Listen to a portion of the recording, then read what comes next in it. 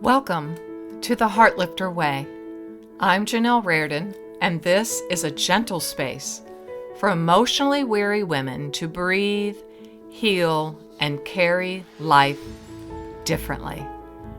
Here on the Heartlifter Way, we walk the gentle path, grounded in what is real, expressing emotions with self-compassion, nourishing our nervous systems, trusting in God's daily presence and care, listening to our body's quiet wisdom, and embracing micro movements forward in hope.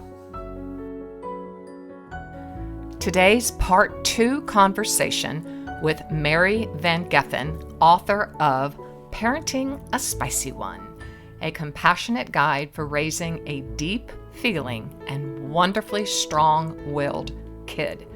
Mary describes spicy ones as children who are deeply feeling, wonderfully strong-willed, and loyal to their own soul, not necessarily our agenda. And honestly, I know so many mothers are going to feel seen by this conversation. I know that I have. What I especially love about Mary's work and writing is that she doesn't just talk about changing our children. She talks about changing the atmosphere around them. And in today's Part 2, I'm going to start by reading from her chapter, Listen to Your Inner Child, because we're starting the conversation where Mary and I are talking about how important it is that we are okay even if our child or children isn't okay. And this has ramifications far beyond parenting. The deeper inner work here is to be okay inside of our bodies, be at home and at ease within our being, no matter whether the whole world around us isn't okay. Study the lives of any great humans, which I have done for decades and decades. And somehow, through arduous trial and challenges, they came to a place where they were okay inside of their beingness, even if the whole world around them wasn't. Is this a very high state of being? Yes. But it's what we do here, and it's why we're here. So I want to just read a few of the passages from Mary's book, starting with page 80. Have you heard the saying, you are only as happy as your least happy child? I say, you can only be as present for your child as you are for your inner child. Oof. Practice holding an internal posture of affection toward yourself. I repeat. Practice holding an internal posture of affection, affection, toward yourself. Note the stark difference between mumbling to yourself, "Get your lazy butt upstairs to wash your face," and cooing, "Let's go wash your face, sweetie. You've had a long day." How you talk to yourself is how you will talk to your child under pressure. Your inner child already tends to feel at fault and abandoned when things don't go well. Speak kindly to her. Oh boy, Heartlifter, I'm really practicing this. Then see how your parenting instincts begin to bloom. Lean in here. Mother yourself while or even before you mother your child. I'm going to repeat it. Mother yourself while or even before you mother your child. Self-mothering can look like slowing down your pace, feeding yourself breakfast, getting enough sleep, finding childcare to enable some solitude, or celebrating small wins. In our new somatic language, in the Heartlifter way, we would say, celebrate the micro shifts, the micro movements forward. It means creating space for systematic self-care. And as you know, that means consistent, regular practices. Oh, great. Thanks, Mary. I don't have time for bubble baths and face rollers. That's not what I'm talking about, lady, Mary says. This kind of self-care is deeper and less expensive than a spa day or girls' weekend. This is a life-defining daily investment in your well-being and your motherhood. Systematic self-care means building a life that is fulfilling regardless of how your child behaves day to day. It means engaging in activities that bring you joy independently of the kind of adult your child will become. The more love you lavish on yourself by living a fulfilling life outside of your child's performance, the more generous and forgiving you become as a parent. Wow. Heartlifters, welcome Mary Van Geffen back to the show. Here is part 2. It goes back to what we were saying. I think it's very full circle to learning to be okay whenever anybody else is not okay. It's learning to be grounded in your, well, I'll use your language here, Mary. On page 109, you say, the demeanor of a good queen. Go ahead and stand up. Take this sacred moment you have set aside to improve your parenting, to find your unique inner queen. Go ahead. No one is watching.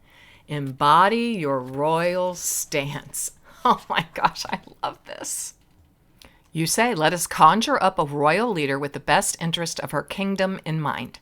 Kim Jong-un calls it your inner benevolent governor. Oh, decide who you want to be when setting limits.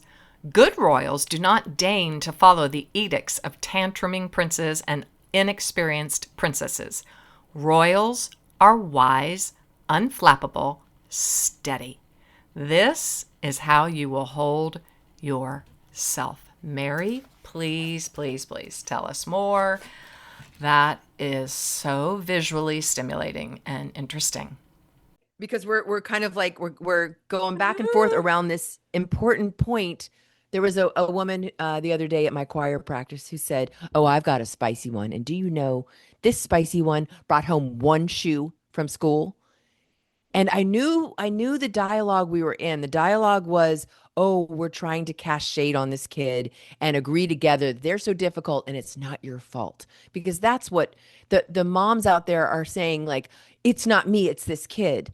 Yes, Yes, and um this is a kid. In that moment, I didn't want to join her and be like, "Oh, yeah, what an idiot this kid is. Gosh, you have the you yeah, you." It's like, tell me something beautiful about this child. And gosh, it must be hard to be the one who has to remember both shoes for this kid who sounds like a dreamer. And so it's finding that empathy, there it because is. our basis instinct is to like, "Ugh, can I just talk? Can I gossip about this kid? Yeah. Or Can can I I tell you vent? what's wrong?" Mm-hmm. Yes. And I think in that moment, I want that woman to be a grown ass woman. But Mm-hmm. I think what's really happening is she's saying, please see that it's not my fault. Please see that I am Yes. doing all I can and we're still drowning as a family. We're Yeah, losing Mary. shoes and I'm not a good enough mom to even have a kid who has two shoes, and Yeah, you're and so right. I That's it. That's the major. We're majoring on the major there. That's the important part. Yes. Yes. Because it requires that we also not be authoritarian, but have the authority. Like you were saying, you are the mother, you are in charge, have authority without being authoritarian. I think that's what I have tried to yes. encourage my own daughter, my older daughter who has the spicy one, you And know. don't think that, like, I don't know about you, but I grew up thinking that that discipline has to hurt to Yes, to take that's hold. correct. Like, Yes. well, so they got to have some pain or they won't keep doing it. And there's You're, so much research that says that's not how yes. humans You're learn. right about it. Humans learn, and spicy ones, which in the research will be called challenging children or Hmm. explosive children, Yep. or at-risk children, those kind of kids actually learn better through positive reinforcement, through Yes. affirmation, through, oh, Affirmation. I noticed you. I noticed he took your coat and I saw your face get so mad, but you didn't hit him. You must have done something to calm yourself down. What'd you do? That was incredible. So it's finding those little moments of goodness Hmm. and naming them for this child, because That's right.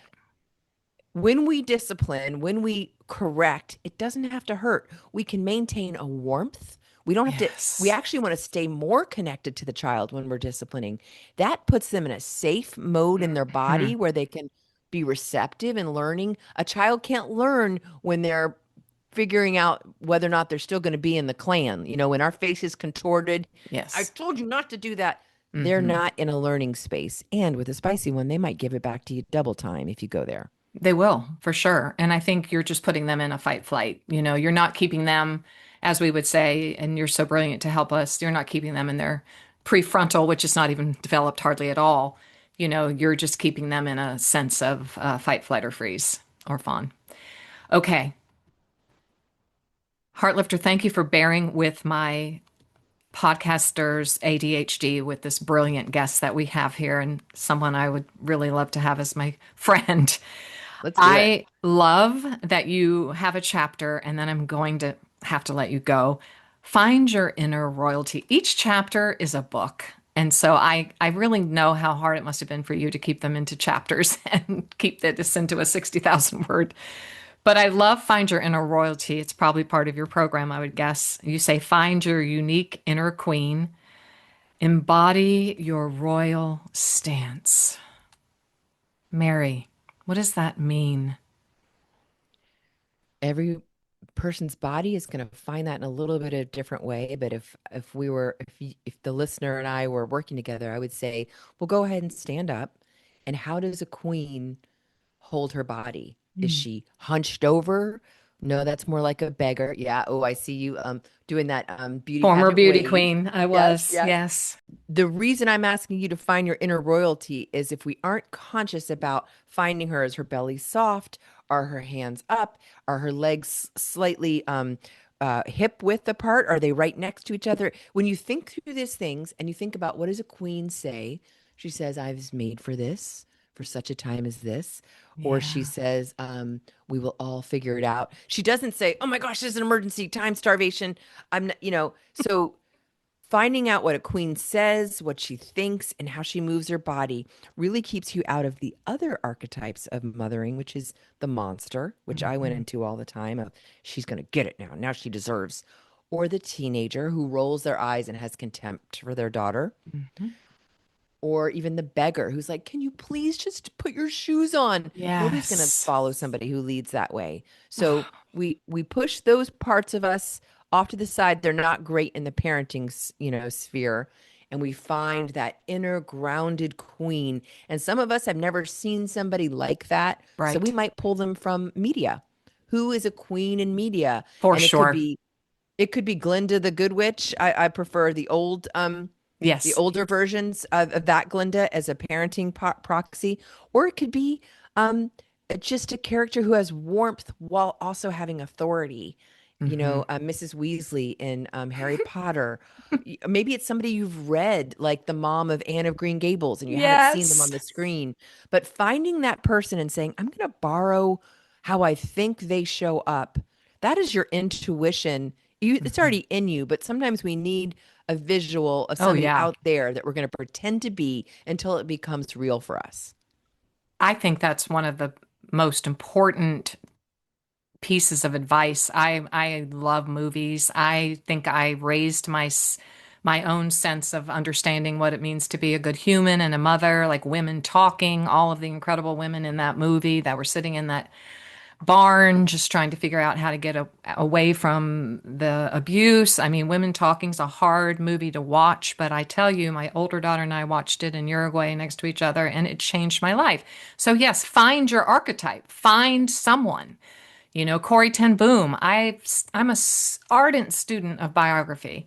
Harriet Tubman, all these great women who had mothering moments and saved nations and saved Deborah, Esther, You, Mary, I'm so grateful that you have answered this call in your life to, embody your royal stature. Thank you. I am thanking you for my daughters, my daughter-in-law, for all of the women that are listening. I'm so grateful for your work. I'm just so grateful. It is so needed today. Please, may you stay strong. Okay, I'm going to give you a Mm, choice to close this out between. You have so many unique, beautiful exercises. Page 193 is the conscious pause. I love the name of that exercise, the fingertip exercise. mm. Or on page 263, the orchid effect. I just love your exercises. So you choose one that you would like to close this out with. Let's do the fingertips because it's just Yes. so accessible. Yes, I love that one. Will you Uh, guide us? Do you have it in front of you? yeah, yes, I know it You know it. well You as should it's know it. changed Why my did I just parenting. ask you that? That was No, that's okay. There's ridiculous. a lot in that book I couldn't remember. Don't worry. But if the listener would set down anything that you have in your hands, and I want you to go ahead and bring your hands together and begin to run the fingertips of one hand all along the palm and fingers of the other, and maybe go a little bit slower than you might normally. And I want you to be using your eyes and looking at your hands. Bring your full attention to just fingers running over hands and notice every ridge and wrinkle and line for maybe the first time. Hmm. And other thoughts are going to come in like, what's this lady talking about? Let those thoughts just go by like leaves on a stream and come back to the job right now, which is we are bringing our full attention to our hands and just noticing the ridge and the wrinkles. And again, another thought might come. And the work here is to let the thought go by and bring our brain like a stallion on a trail back to this exercise, which is seeing, feeling, and maybe if you bring your hands up to your ear, you can even hear the whisper of skin dragging across skin. So now we've got three sensations. And that's it. That was about 60 seconds. I didn't give it a preamble of what the heck and why we were doing that. It's in the But it's the book. idea that when you're feeling inflamed, engorged, angry, triggered, that you could take a moment and come out of your brain, which wants to rehearse the wrongs done to you, Yes. and just bring your full attention to something that's not about thinking, but is about full embodiment and being in your body. And then after that, you can decide what you thought you want to have next. Maybe the thought that preceded it was, now they're going to get it, Mm-hmm. or or my kids are the worst. When you Mm-hmm. notice that the part of you doing the thinking is just so harsh and not Harsh. helpful, take a moment and do this fingertip exercise. And then it kind of works to almost like close all the Mm-hmm. open tabs of your brain. Then Mm-hmm. choose the thought you want next, which is, we're all humans doing it for the first time and we love each other. We do. Whatever the helpful thought is. Yeah. Thanks for doing that with me. It's beautiful. If you are an oiler like myself, you can put a beautiful lavender in there. I have a special blend that goes right into your amygdala and calms everything down. I'll let you all know about that. So, Ooh. a child more loyal to their own soul than to your agenda. I want to live that way the rest of my life. I want to Let be it a, be so. let it be so. May we be women. It falls hard, so it means I need to really take it in Hmm. because that's really a beautiful statement to be more loyal to your soul than to someone else's agenda. Maybe we could close in prayer and I could Let's pray do it. that Would you for you please? and the listeners. Yeah. Thank you, Mary. Lord, thank you for the leanings, the callings, the desires that you've put on our heart. They are good. Thank you for the personalities and the quirks that you have fashioned each of us with, like a potter or a sculptor. We are each wonderfully made. Lord, give us the strength and the permission to lean more into following the whispers of our heart, to trusting that our mother's intuition, our desires, our longings are good. They come from you, Lord. And let us practice the art of having loyalty to the little girl within us and the wise sage within us. That's all the Holy Spirit, Lord. So just let us be more loyal to our soul, to other people's agenda. Thank you, Jesus. Amen. Amen. Thank you, Mary. I want to close with a few of Mary's thoughts from chapter 22, Healing Apologies. It's very well done, and it's an area that I've had to really continue to grow in, how to heal conflict, how to heal relational rifts. I wrote a lot about it in my second book, but even since that, I have learned so much, and Mary just captures it beautifully. She writes, "What do we do when we mess up? Extra ice cream for dessert or avoid eye contact for a day?" Ooh, I've been there. Go buy them a toy and never discuss the incident again. No, when a rupture happens, we repair it. I love the authority that she has in that sentence. When a rupture happens, we repair it. We all have a fear of losing connection with our spicy one. We can really add with anyone, right? When they grow up. How could a healthy relationship have its roots in so much drama and conflict? Oh, the parent of a spicy one must make room in her heart to fail hard and often. The clash of your child's ironclad will and delicate heart. Remember, that's all part of their constitution. Against your high-stakes duty to govern the ungovernable creature's excruciating turbulence. Your clunky shows of force will hurt them, as will your flippant teasing or dismissive exhaustion. You will disappoint yourself and your child many times, and yet you must begin again each day. Hear this. Knowing a bit more of what does not work. Mistakes don't make you broken or wrong.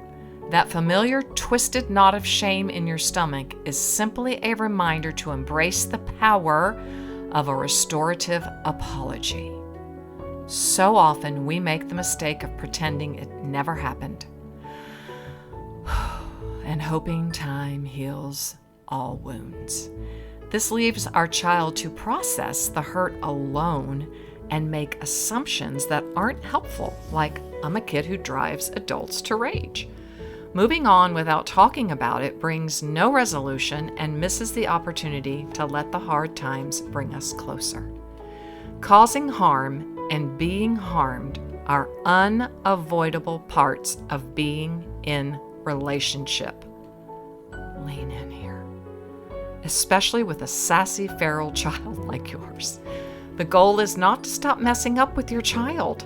In healthy, securely attached relationships, caregivers and their babies are only in sync 30% of the time.